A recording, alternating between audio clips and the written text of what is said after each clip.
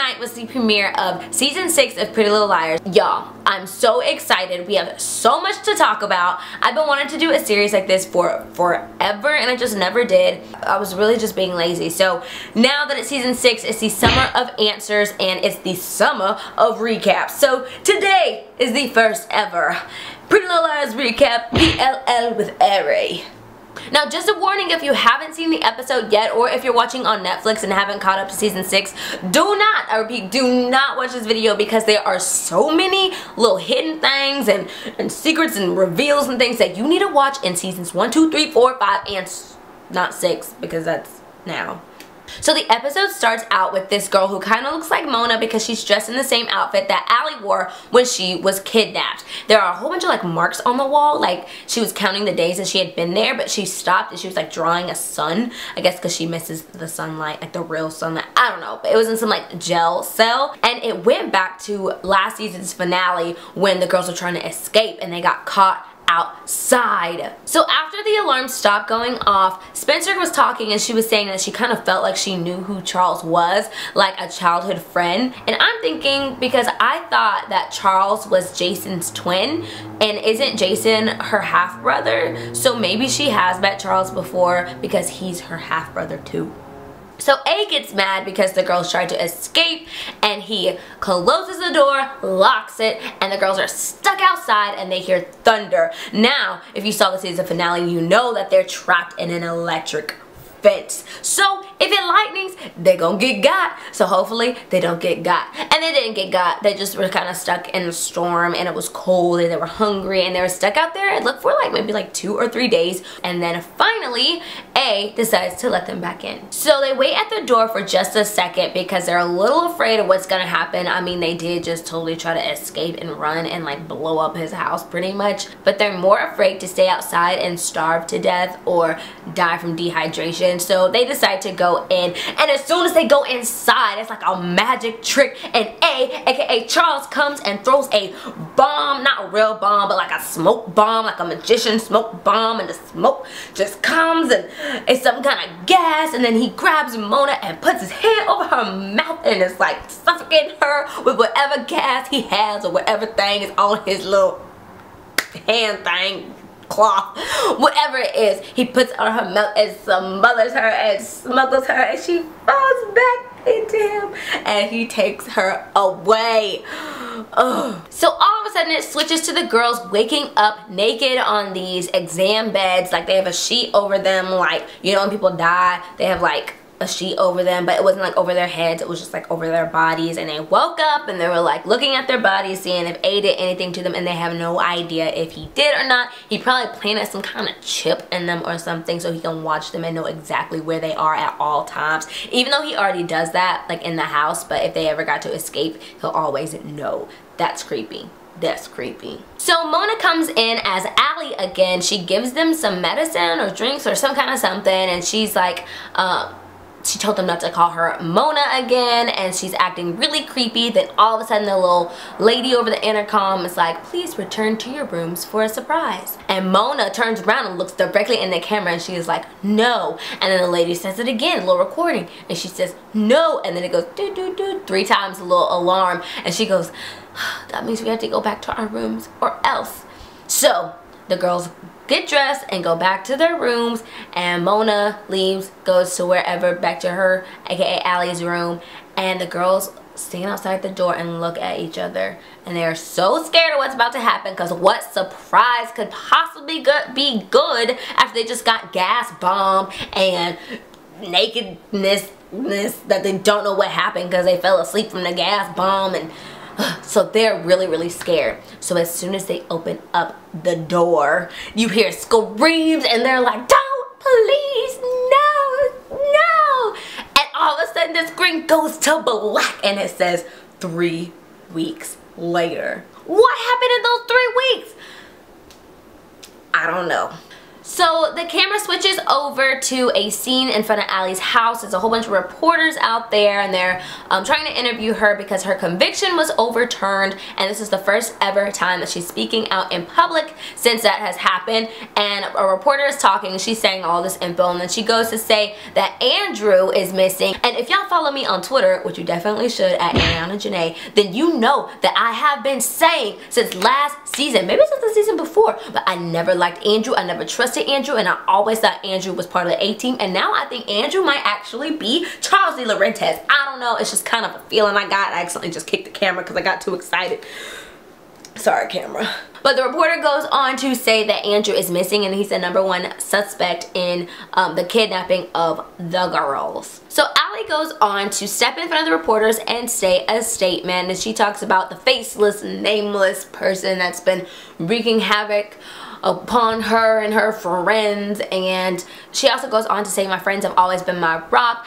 Without them, I would be lost alone in the woods.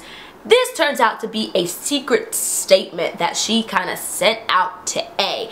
We'll continue on with that in just a sec. So Allie goes back into her house. She makes it seem as if she's all alone in her home, and kind of teams up with the police. They're staking out her house, like waiting inside, because they're waiting for A to come, because the statement that she said made it seem like she was going to be in her house all alone, and they think that A is going to come and try to kidnap her since the police aren't watching her. And she said that she didn't want any type of security, she just wanted to be left alone. So flip back to the girls who are still trapped in their room after 3 weeks. It is feeding time, and some girl who you think is Mona is bringing them food, and then all of a sudden she turns and it's not Mona. I thought it was Bethany, the girl that they've been talking about for the past million years.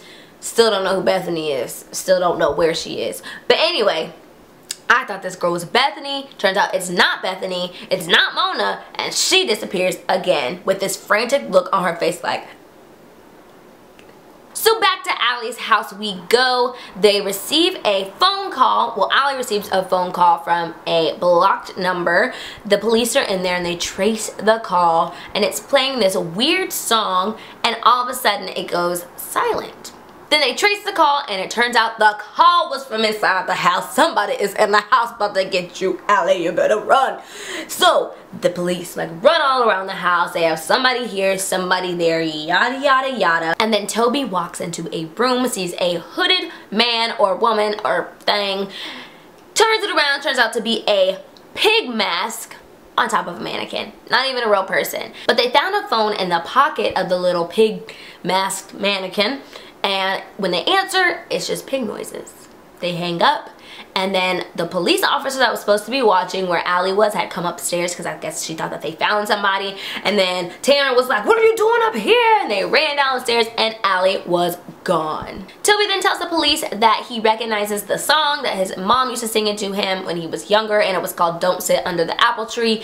And they link this to Campbell Apple Farm, which is Andrew Campbell's parents' farm or dad's farm or whatever. It's his family farm, and they send police out to the farm. It then switches over to Allie getting in the car with Ezra and Caleb, and it turns out that they had all teamed up with Toby so that they could go and find A and find the girls without the police, because A is always watching and he knows the police are involved and he's not gonna come. So they decided to do their own thing, and since Toby is like their inside man, he went along with it and made sure that the police weren't going to get in the way. So back to the secret message that I mentioned before when she was doing her little speech for the reporters.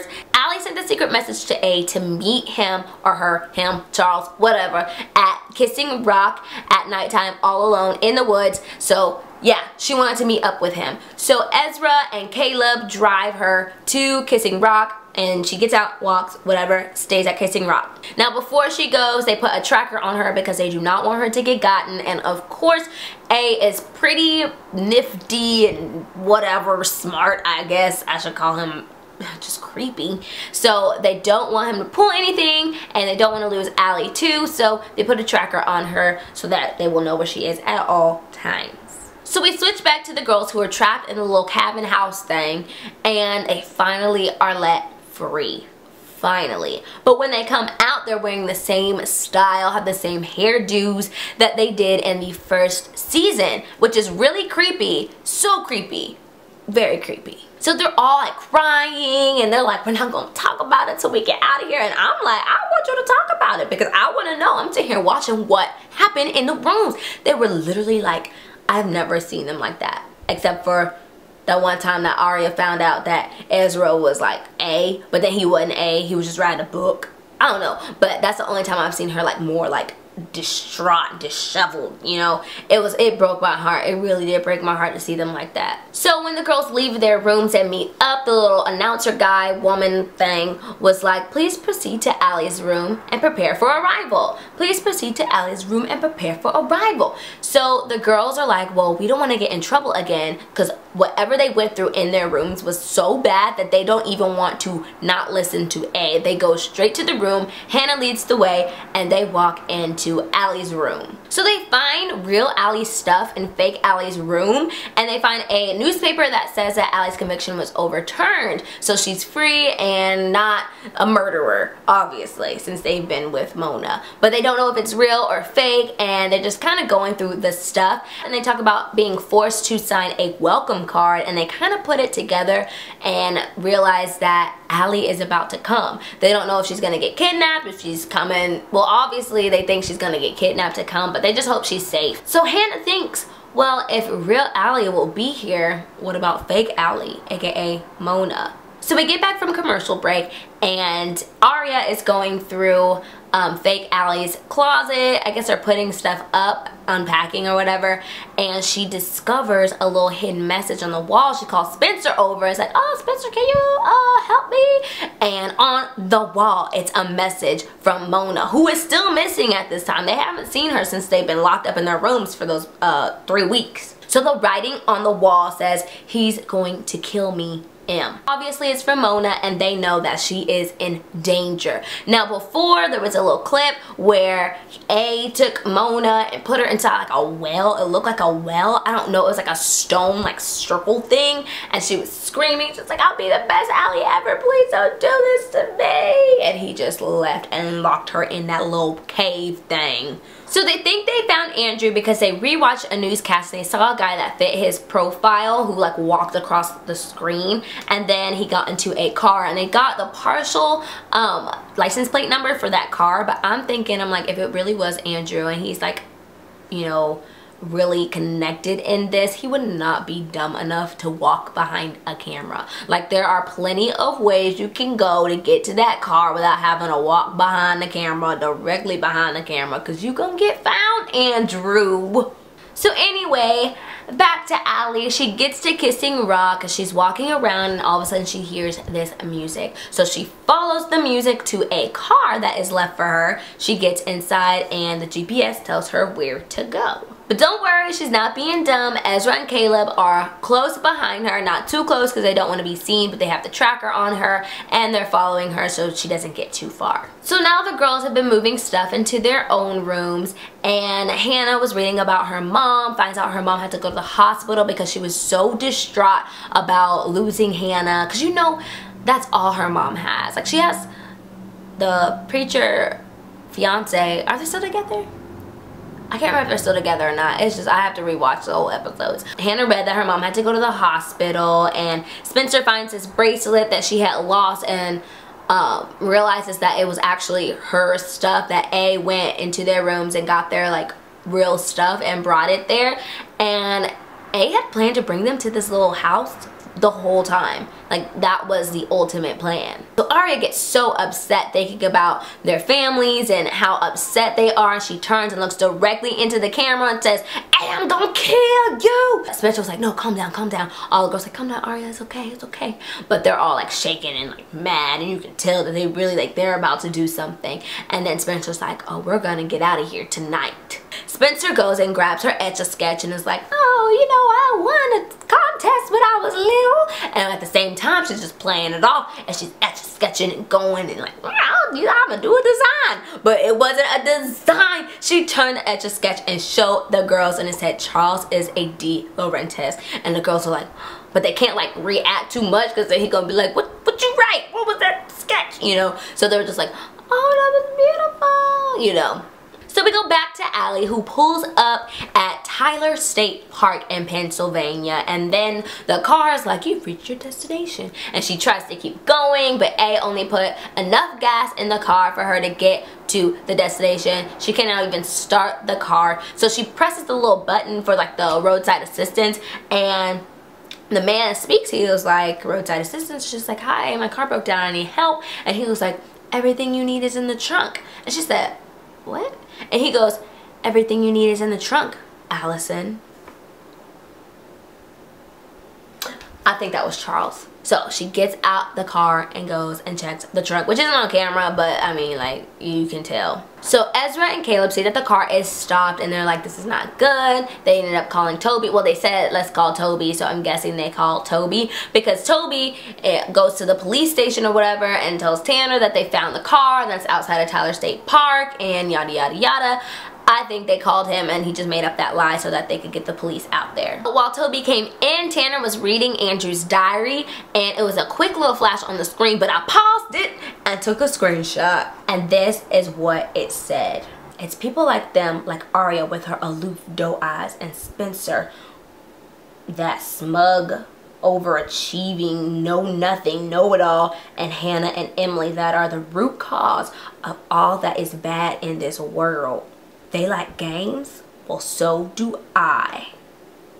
I fantasize about watching them scream, about watching what it takes to make them turn on each other. It's not that I hate them, I don't. They aren't evil. They just play everyone like they're game pieces, like pawns. I'm no pawn, and they can't play me. Now this is from Andrew's diary, and that is so creepy because he says he wants to watch them and make them turn on each other and blah blah blah, and A does that. He watches them and he tries to make them turn on each other, so I know he has some kind of connection with A. Or is A? He's Charles. We'll see. We'll see. So Ezra and Caleb end up coming up to the car, and they find that Allie is gone. The trunk is open. Her clothes that she was wearing are in the trunk and kind of like scattered in like a path on the ground. And they open up a card. It's the welcome card that the girl signed, and the little lady in the card, it's like a voice recording. It says, take off your clothes, or change it to these clothes or your friends will die, something like that. So she changed it to the clothes that was left in the trunk, and she left. And Ezra was about to turn around and get back in the car, but Caleb noticed that the clothes that she took off were kind of in a path, so they followed the pathway. So that night, the generator goes off, the power generator, and the girls go on their mission to escape. So they go into a bedroom and try to find the secret door. Then all of a sudden, the alarms start to go off, and the girls are frantic, and Emily turns and sees like a light in the back corner of the room, and the girls run over, and it's like an air vent, aka pathway, and they go inside, and it leads them directly to the lab, or what they call it? The vault. So the girls make it inside, and they see all the pictures and like the dolls and like all that stuff that Charles has been messing with. And Spencer looks into the camera and says, game on, Charles. And they start to burn things. They burn the little video that's playing. It's like the video of him and Mrs. De Laurentiis and Jason, and the baby, I'm guessing, is Allie. And then they get a doll, and they take the little burning thing and they put the doll in it, and you know, they're just wreaking, they're about to mess up the place. They are about to mess up his little vault. So Allie makes it really close to the little house that they're in, and she's just kind of waiting there, like seeing what's gonna happen. And she hears a noise, but it's only Ezra and Caleb, and they stay there, and they think that A kind of distracted them. They think that they were just on a wild goose chase, and so they're walking off, they're about to leave. Then A is watching all of them on camera, so he sees the girls destroying his vault, but then he also sees Allie like so close in his reach, because that's the main one that he's been wanting. He wants Allie, and she's right there. But he also has all of his memories, all the things he cares about, and the girls are destroying it. So he's stuck between figuring out if he should get his stuff or if he should get his Allie. So back to the girls, since there's not really a response, they don't know if A is even watching them. They're like, this fire is going way too fast. What if he's not looking? We should put it out. I think we made a mistake. So they're like, we need a blanket, but there was no blanket in sight. And they're like, oh, let's just get the curtains. So they pull down the curtains, and it's a clear window, and they are face to face with A, aka Charles, aka possibly Andrew. So as they see him, they're like, oh my gosh, this is our chance, he's watching us, let's burn all his stuff. So they start burning more stuff, throwing all their stuff into the fire, and all of a sudden A turns on the fire alarm, and all the doors are unlocked, the little sprinklers are going off, and there's a noise that's like, you know, the alarm noise, and Allie, Ezra, and Caleb hear it. So they turn back around and they walk towards where they were. They see the smoke coming out the ground from like the little vents from the house, and Ezra looks into the bushes, because you know he's an investigator writing that book and stuff. He looks into the bushes and he sees a little house. So they walk towards it and they see the doors, and they're like pulling on the doors. The girls run in, they find Mona, or the girls run out of the room, they find Mona, and they run and they climb up the little stairways to get out of the house. The door is locked, but the men are helping push, and they finally break free and they are out. The girls run to their men and Allie, and the police show up, and you know, everyone's just happy. Well, not happy, but everyone's just like loving each other. And I literally almost cried. I was like, this is so beautiful. They love each other. It's so beautiful. And then when Toby and Spencer meet up, Toby is like, or Spencer's like, we know the name, we know a name. And then Toby's like, it's Andrew. And she doesn't say anything. She doesn't say like, no, it's Charles. She just goes, I'm like, girl, you better tell him right away before something gets messed up. You need to tell him, don't keep him secrets from him, because he just saved your life. He just saved your life. Keeping secrets from Toby, I wouldn't. Toby, I wouldn't keep secrets from you, just so you know. So the police officer says, we found another girl. And the girls are like, what, another girl? Because they had never seen her. Like, it was just those five girls the whole time. And the police officer asked the lady, she said, what's your name, sweetheart? It's okay, you're safe. And she goes, Sarah Harvey. And I'm like, who is Sarah Harvey? I don't remember Sarah Harvey. But then Emily was like, yeah, I met her friends back when, and she went missing back around the time that Allie went missing, and I met her friends in what, Pittsburgh? Portland. She was like, I met her friends in Portland, and so I'm guessing there's a link there. I don't remember what happened with Sarah Harvey, but I have to rewatch the old episodes. They're all on Netflix, so I'm gonna go watch that like ASAP. So Emily goes over to Allie and she asks her, who is Charles De Laurentiis? And Allie's like, who? And that's the end of the episode. So now we have to wait till next week to find out who Charles De Laurentiis is. Because in the previews, Allie asked her dad was like, what? And she goes, not what, who? Don't play games with me, homeboy. So that's it for this week's PLL recap, PLL with Ari. Make sure to give this video a thumbs up. Make sure to subscribe for more of these videos, and also some fun summer videos that I'll have coming out soon. And my vlog series, which is every Monday this summer. Yeah. It's gonna be fun. Not gonna be fun, it's already fun. It's already have 2 up, so make sure to go watch that. And make sure to watch my last video, and also stay tuned because I'll be announcing the winners of my giveaways very soon at the end of this week. And if you have any theories, make sure to leave them in the comments below. Don't write it if you've like gone to a website and like found out what really happens, because I don't want to know what really happens. I just want to know your ideas of what's going on. So don't spoil it for all of us, especially if you know what's gonna happen. Do not spoil it. Just give us your theories if you have one, and I would love to converse with you guys about it. Anyways, I'll see you guys next time. Thank you so much for watching. Bye!